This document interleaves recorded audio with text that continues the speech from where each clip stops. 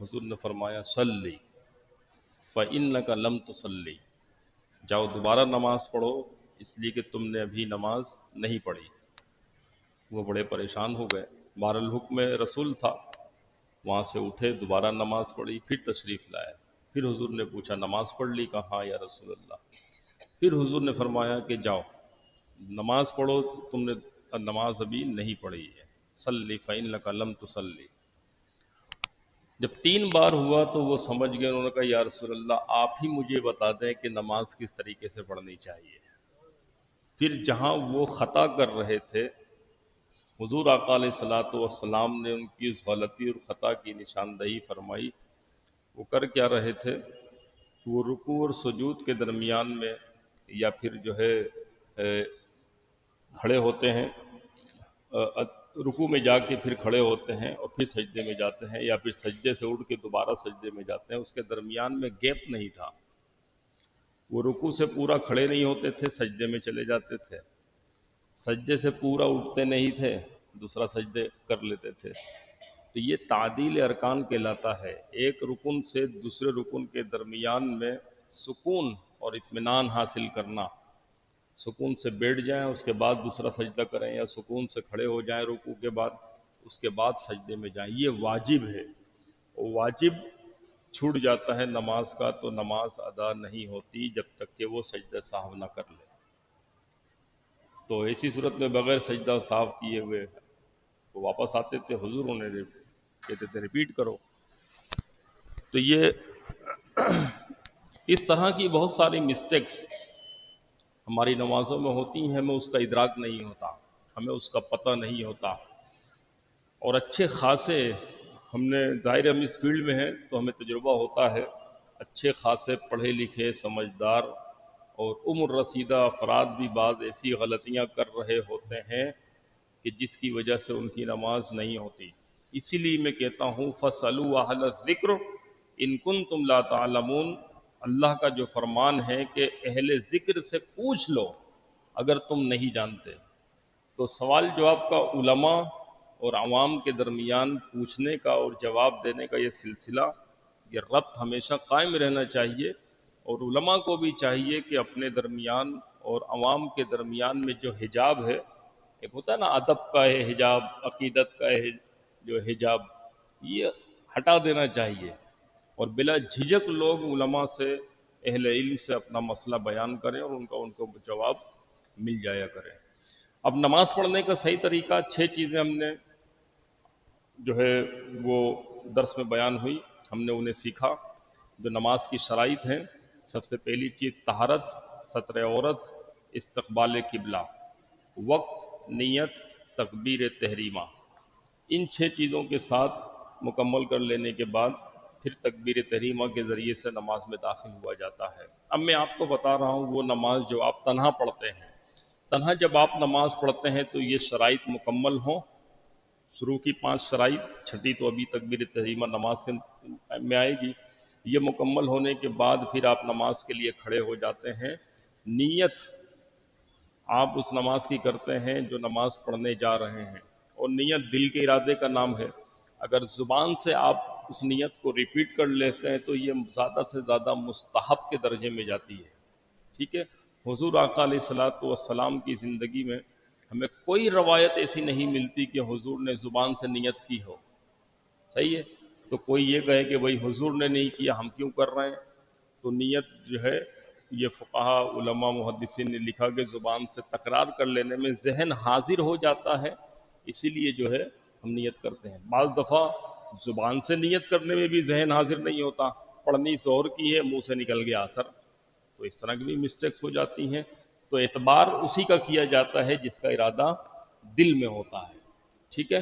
اور جب آپ قیام کے لیے کھڑے ہوتے ہیں، اپنا ہاتھ جو ہے تکبیر تحریمہ کہتے ہوئے آپ ہاتھ اٹھاتے ہیں۔ اس سے پہلے ہم نے دیکھا کہ بہت سارے لوگ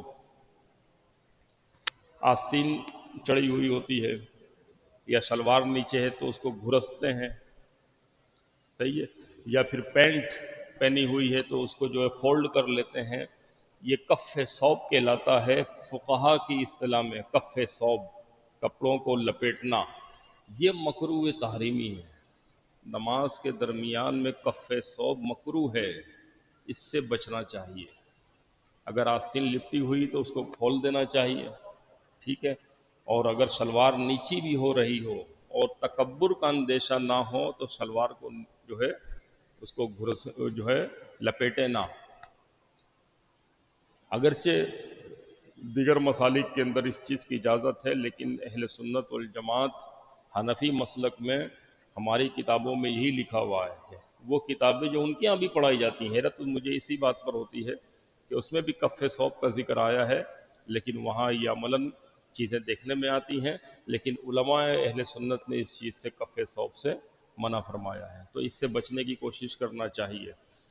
اللہ اکبر جب آپ کہتے ہیں تو آپ کا ہاتھ جو ہے قبلہ رخ، یہ ہتھیلی قبلہ رخ ہونی چاہیے، صحیح ہے، نہ بالکل سخت ہو نہ بالکل نرم ہو کہ انگلیاں جھکی ہوئی ہوں، انگلیاں اوپر کی طرف ہوں، اور کان کے مد مقابل آپ کا ہاتھ اٹھ جائے تو یہ کافی ہے، کان کا چھونا لازمی نہیں ہے۔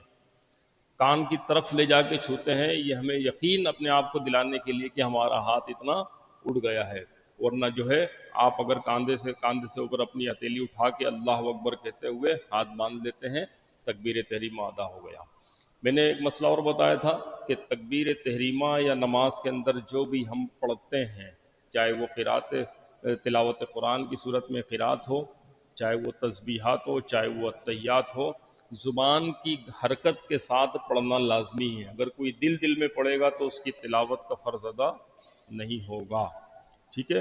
اور اتنی آواز جس طرح مچھر کے بھنبھنانے کی آواز آتی، پتہ چلتا ہے کہ ہاں کچھ پڑھا جا رہا ہے، آپ کو محسوس ہو، دوسرے کو محسوس نہیں کرانا ہے، اپنے آپ کو محسوس ہو کہ ہاں میں کچھ پڑھ رہا ہوں، میری زبان حرکت کر رہی ہے اور فسفسانے جو کی آواز آ رہی ہے، تو پھر یہ قرات کا فرض اس سے ادا ہوتا ہے۔ تو تکبیر تحریمہ کہتے ہوئے بھی آپ کا اللہ اکبر کہنا اتنی آواز زبان کی حرکت کے ساتھ ہو کہ آپ خود اسے فیل کر رہے ہوں، ٹھیک ہے، تب آپ نماز میں داخل ہوتے ہیں۔ دل ہی دل میں اللہ اکبر کہہ کہ آپ نماز میں داخل ہو گئے تو نماز آپ کی سٹارٹ ہی نہیں ہے، ٹھیک ہے۔ اس کے بعد آپ ہاتھ باندھ لیتے ہیں۔ ہاتھ باندھنے کا طریقہ، اچھا جب آپ کھڑے ہوتے ہیں تو آپ کی دونوں ٹانگوں کی کنڈیشن کیا ہونی چاہیے؟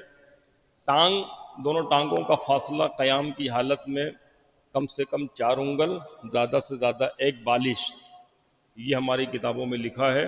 لیکن اگر اپنی سہولت، جسامت، آپ کی ہیلتھ کے اعتبار سے جس طرح سہولت ہو، آپ اپنی ٹانگ کو نارملائز طریقے سے کھلا رکھ سکتے ہیں، ٹھیک ہے، کوئی اس میں حرج نہیں ہے۔ ظاہر ہے بعض کا جسم بھاری ہوتا ہے، بیلنس بنانا اس کے لیے مشکل ہو جاتا ہے، تو آپ نارملائز حالت میں اپنی ٹانگ کو کھلا رکھ سکتے ہیں۔ لیکن بہت سے لوگ ٹانگ کو اتنا کھول دیتے ہیں کہ بیچ سے بالکل زیادہ گیپ آ جاتا ہے، ہمارے یہاں یہ مکروہ ہے، اس سے بچنا چاہیے۔ جب آپ ہاتھ باندھتے ہیں تو ہاتھ باندھنے کا طریقہ یہ ہوتا ہے کہ ناف پر یا ناف کے نیچے آپ ہاتھ باندھتے ہیں، الٹا ہاتھ نیچے ہوتا ہے، الٹی ہتھیلی اور سیدھی ہتھیلی جو ہے آپ کی اوپر کی طرف ہوتی ہے، اور سنت طریقہ یہ ہے کہ آپ کی 3 انگلیاں آپ کی کلائی پر سیدھی ہوں اور باقی چھنگلی اور انگوٹھا یہ ارد گرد گھومے ہوئے ہوں، ٹھیک ہے، یہ مستحب ہے۔ ایسا کرنا کیا ہے؟ نماز میں مستحب ہے۔ اگر انگلیاں تھوڑی بہت آگے پیچھے ہو جاتی ہیں تو اس میں کوئی مسئلہ نہیں ہے، لیکن آپ کا ہاتھ یا ناف کے اوپر یا پھر ناف کے نچلے والے حصے پر اس طریقے سے بندھا ہو، اور انتہائی ادب و احترام کے ساتھ کھڑے ہوں، اس لیے کہ آپ اللہ کی بارگاہ میں کھڑے ہو رہے ہیں، ٹھیک ہے، اور اپنے آپ کو آپ نے ہینڈز اپ کر کے، وہ کہتے ہیں نا ہینڈز اپ، اپنی گرفتاری دے دی ہے، سرنڈر کر دیا ہے رب کی بارگاہ میں۔ اب آپ چاہے بہت بڑے افسر ہوں، چاہے جو ہے اعلیٰ عہدے پر فائز ہوں، کتنی ہی دولت کیوں نہ ہو، کتنے ہی خوبصورت کیوں نہ ہو، بڑے بڑے عہدے ہی کیوں نہ ہو، اب آپ یہاں رب تعالیٰ کی بارگاہ میں ایک بندہ بن کے حاضر ہو رہے ہیں، تو انتہائی ادب کا مقام ہے، اور ادب کے ساتھ نماز کی ابتدا کریں۔ ہاتھ باندھنے کے بعد ثنا پڑھیں گے، سبحانک اللہم و بحمدک وتبارک اسمک وتعالی جدک ولا الہ غیرک، پھر اعوذ باللہ من الشیطان الرجیم، تعوذ، پھر تسمیہ، بسم اللہ الرحمن الرحیم۔ اس کے بعد پھر آپ پوری الحمد شریف کی سورت تلاوت کرتے ہیں، سورہ فاتحہ، اور اس کے بعد کوئی ایک سورت، صحیح ہے، چھوٹی یا پھر 3 آیتیں کم سے کم چھوٹی اور ایک بڑی، یہ پڑھتے ہیں، اس کے بعد پھر اللہ اکبر کہتے ہوئے رکوع میں چلے جاتے ہیں۔ یہ جو ہم درمیان میں پڑھ رہے ہیں قیام کی حالت میں، اس کا شرعی مسئلہ سن لیجئے۔ سورہ فاتحہ پڑھی ہم نے اور تلاوت کی ہے سورہ فاتحہ کے علاوہ۔ سورہ فاتحہ کا پڑھنا نماز میں واجب ہے، صحیح ہے، اس کے ساتھ کوئی سورت یا آیت ملانا بھی واجب ہے۔ ان دونوں کی الگ الگ حیثیت ہے، ان دونوں کو ملائیں اگر تو یہ قرات کہلاتی ہے۔ قرات یہ فرض ہے نماز کے اندر، اور الگ الگ حیثیت میں یہ دونوں واجب ہیں۔ اب شرعی مسئلہ سنیے، قرات، نفس قرات اگر چھوٹ گئی تو فرض چھوٹ گیا، نماز ادا نہیں ہوگی، صحیح ہے۔ یعنی آپ سورہ فاتحہ بھی بھول گئے، قرات کرنا بھی بھول گئے اور رکوع میں چلے گئے تو فرض چھوٹ گیا، نماز ادا نہیں ہوگی۔ سجدہ سہو کرنے سے بھی نماز مکمل نہیں ہوگی، اس لیے کہ فرض چھوٹا ہے۔ اور اگر ان دونوں میں سے کوئی ایک چھوٹ جاتی ہے، کبھی آپ سورہ فاتحہ بھول گئے، یا ایسا ہوا کہ تلاوت کرنا بھول گئے سورہ فاتحہ کے بعد، تو اب کیا چھوٹے گا؟ واجب چھوٹے گا۔ یہ اصول سمجھ لیں کہ نماز کے اندر جو واجب رکن ہوتا ہے، واجب بھول جانے سے سجدہ سہو لازم آ جاتا ہے۔ اگر آپ نے سجدہ سہو کر لیا تو آپ کی نماز مکمل ہو جائے گی، جان بوجھ کر چھوڑنے سے نہیں ہوگی، یہ بات یاد رکھنا۔ سجدہ سہو کب ہوتا ہے؟ جب آپ بھول جاتے ہیں۔ تو عام طور پہ سورہ فاتحہ تو نہیں بھولتا آدمی، تلاوت کرنا بھول جاتا ہے، تو اگر تلاوت کرنا بھول گیا تو سجدہ سہو اس پر لازم ہوگا، تو وہ آخری میں سجدہ سہو کر لے تو اس کی نماز پھر مکمل ہو جاتی ہے، صحیح ہے۔ یہ مسئلہ سمجھ میں آ گیا؟ اگر آپ دونوں ہی بھول گئے تو فرض کی مقدار چھوٹ گئی تو پھر نماز ادا نہیں ہوگی، چاہے بھول کر ہو چاہے جان بوجھ کر، تو ہوگی ہی نہیں، بھول کر بھی فرض چھوٹ جانے سے نماز ادا نہیں ہوتی، اس کو سرینو دوبارہ سے ریپیٹ کرنا پڑتا ہے۔ پھر آپ قرات مکمل ہو جانے کے بعد جب آپ رکوع کرتے ہیں تو رکوع کی کیا کیفیت اور کنڈیشن ہونا چاہیے یہ ہمیں معلوم ہو۔ جب آپ رکوع کرتے ہیں اللہ اکبر کہتے ہوئے رکوع میں جاتے ہیں، سمیع اللہ لمن حمدہ کی تسبیح کم سے کم ایک بار، صحیح ہے، یہ واجب رکن ہے، اور 3 بار سنت ہے، 3 سے زیادہ بھی طاق عدد میں 5 7 9 بار پڑھی جا سکتی ہے۔ جب آپ رکوع میں جاتے ہیں، رکوع کی کم سے کم مقدار یہ ہے کہ آپ اتنا جھک جائیں کہ آپ کا ہاتھ گھٹنے تک پہنچ جاتا، پہنچ گیا نہیں، پہنچ جاتا، اتنا جھکے کہ آپ اگر ہاتھ گھٹنے پر رکھتے تو گھٹنے پر پہنچ جاتا، تو اتنا جھکنا کم سے کم مقدار میں یہ رکوع کا ادنا درجہ کہلاتا ہے۔ یہ چیز میں اس لیے بتا رہا ہوں کہ بعض دفعہ ایسا ہوتا ہے کہ آپ مسجد میں آئے، امام صاحب رکوع میں ہیں، آپ نے جلدی سے اللہ اکبر کہا تکبیر تحریمہ کہتے ہوئے، اور دوسری تکبیر کہتے ہوئے پھر آپ رکوع میں گئے، امام صاحب فوراً اٹھ گئے، تو آپ اندازہ لگا سکتے ہیں کہ میں کتنا جھکا ہوں رکوع کے لیے، اتنا جھک گیا تھا کہ میرا ہاتھ گھٹنے تک پہنچ جاتا، تو یہ رکوع کی مقدار ادا ہو گئی۔ تو ظاہر ہے اگر آپ اتنا پہنچے تو تسبیح بھی پڑھ سکتے تھے، ٹھیک ہے، تو یہ کم سے کم رکوع کی مقدار ہے۔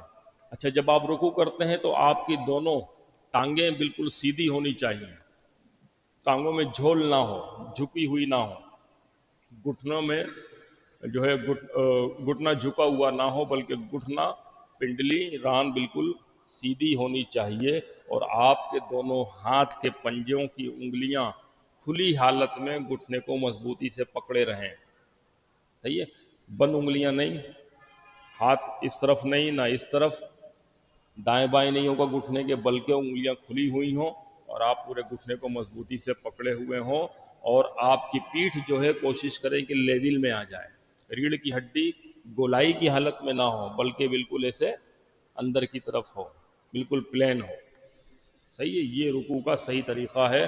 جب آپ فزیکلی طور پہ سنت رسول کے مطابق رکوع سجدہ کرتے ہیں تو آپ کو ہیلتھ کے اعتبار سے فزیکلی بینیفٹس بھی مل رہے ہوتے ہیں۔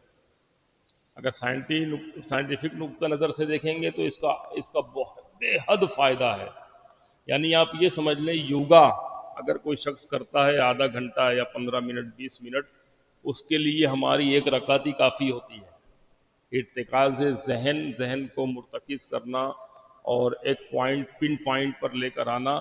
ایک رکعت نماز خضوع کے ساتھ پڑھنے سے اس سے لاکھ درجے بہتر بینیفٹس آپ کو اس سے ملتے ہیں. آپ کا ایک فوکس بنتا ہے.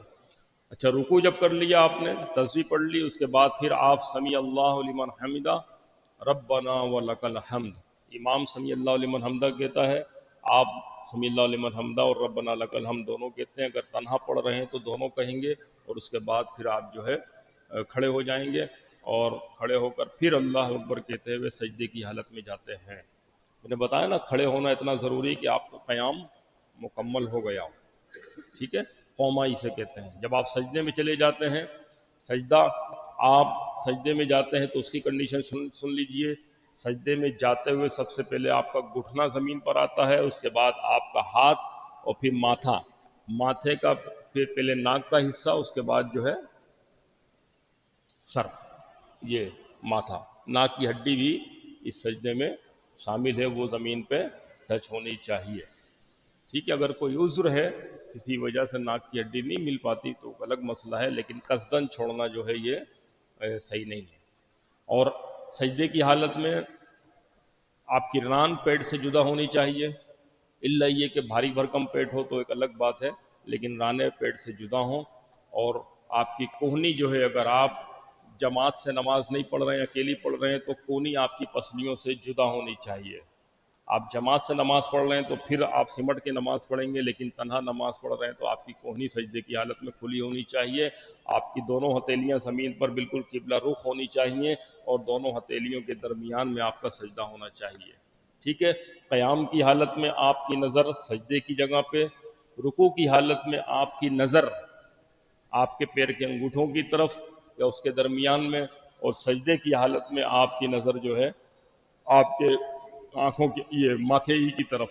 ظاہر ہے فاصلہ بہت کم ہوتا ہے. کوئی شخص اگر آنکھ بند کر کے نماز پڑھتا ہے تو اس کا شرعی کیا حکم ہے؟ اگر نماز میں زیادہ لذت آنکھ بند کر کے ملتی ہے تو آنکھ بند کر کے نماز پڑھ سکتے ہیں، صحیح ہے. ورنہ سنت کیا ہے؟ آنکھ کھول کر نماز پڑھنا. ٹھیک ہے، اگر کوئی بند کر کے پڑھتا ہے تو کوئی حرج نہیں. اگر اس کو خشوع اور خضوع زیادہ بڑھتا ہے اس کا آنکھ بند کر کے نماز پڑھنے میں، تو آنکھ بند کر کے نماز پڑھنا. یہ اس طریقے سے آپ کی ایک رکعت مکمل ہو جاتی ہے. ایک سجدہ کرتے ہیں، پھر اس کے بعد پھر جلسے میں آتے ہیں، پھر دوسرا سجدہ کرتے ہیں. دونوں سجدوں کے درمیان میں اطمینان سے بیٹھ جانا یہ لازم ہے، اتنی مقدار کے ایک مرتبہ سبحان اللہ آپ کہہ سکیں. ٹھیک ہے، اس کے بعد دوسرا سجدہ کریں. اس طریقے سے آپ کی ایک رکعت مکمل. پھر اسی طریقے سے آپ دوسری رکعت مکمل کرتے ہیں. پھر اتحیات میں جب بیٹھتے ہیں تو اتحیات میں بیٹھتے ہوئے آپ اپنا پیر، بس یہ سن لیجیے آخری، اتحیات میں بیٹھتے ہوئے آپ اپنے پنجہ، الٹے پاؤں کا پنجہ موڑتے ہیں، اس کے اوپر بیٹھتے ہیں، اور سیدھے پاؤں کا پنجہ، اس کی انگلیاں قبلے کی طرف مڑ کر پنجہ کھڑا رکھتے ہیں. ٹھیک ہے، اس طریقے سے بیٹھتے ہیں. اگر کوئی شخص کسی وجہ سے اس طریقے سے نہیں بیٹھ پاتا، ہوتا ہے بعض لوگوں کے ساتھ مسئلہ، تو وہ اپنی سہولت کے ساتھ وہ بیٹھ سکتا ہے. ٹھیک ہے، پھر آپ پوری اتحیات پڑھتے ہیں. اتحیات پڑھتے ہیں تو اشہد ان لا الہ الا اللہ پہ جہاں پہ آپ انگلی کھڑی کرتے ہیں، واشہد ان محمد رسول اللہ پہ انگلی اسی طرح بچھا دیتے ہیں. اتحیات میں آپ کا ہاتھ جو ہے قبلہ رخ ہونا چاہیے، آپ کی ران کے اوپر، گھٹنے سے نیچے کی طرف نہ ہو، ران کے بالکل ابتدائی سرے میں نہ ہو، نہ انگلیاں دائیں ہوں نہ بائیں ہوں، بلکہ قبلہ رخ ہوں. اور جب اشہد ان لا الہ الا اللہ آپ کہتے ہیں تو انگلی آپ کی جو ہے اوپر کی طرف، آسمان کی طرف ہو، اور پورا جب تسبیح پڑھ لے اس کے بعد یہ مکمل کر لیں. اس کے بعد درود ابراہیمی، درود ابراہیمی کے بعد دعائے معصورہ، کوئی بھی وہ دعا جو قرآن میں یا حدیث میں موجود ہے، حدیث پاک میں اس کا ذکر آیا ہے، وہ ساری دعائیں دعائے معصورہ کہلاتی ہیں. ان میں سے کوئی ایک دعا، دو، تین آپ سب پڑھ سکتے ہیں. ٹھیک ہے، سلام پھیریں گے اس کے بعد، دعا پڑھ لینے کے بعد سب سے پہلے سیدھی جانب، اس کے بعد الٹی جانب. سلام کس کو کرتے ہیں؟ بس آخری بات، سلام کسے کرتے ہیں؟ جب آپ نماز میں ہوتے ہیں تو سارے پیچھے نماز، یہ ایسا سلام ہے جس کا جواب دینا واجب نہیں ہے، صحیح ہے. جب آپ صف میں کھڑے ہیں جماعت میں تو سیدھی جانب سلام پھیرا آپ نے، جتنے نمازی ہیں، اگر امام صاحب بھی دائیں جانب ہیں تو یہ فرشتے، جنات جتنے بھی ہیں جو نمازوں میں عام طور پہ موجود ہوتے ہیں، تو ان سب پر سلامتی کی دعا آپ دیتے ہیں۔ اسی طرح بائیں جانب جو سلام پھیرتے ہیں تو نمازی، اگر امام صاحب بائیں جانب ہے تو امام صاحب اور سارے نمازی، جنات، فرشتے، سارے کے سارے، ان سب پہ آپ سلام پھیرتے ہیں۔ اس طریقے سے آپ کی نماز مکمل ہو جاتی ہے۔ ٹھیک ہے، یہ موٹی موٹی مین چیزیں میں نے آپ کو بتا دی ہیں۔ درمیان میں کوئی بات رہ گئی ہو، کوئی سوال آپ کے ذہن میں آیا ہو تو آپ پوچھ سکتے ہیں۔ وآخر دعوانا ان الحمد للہ رب العالمین۔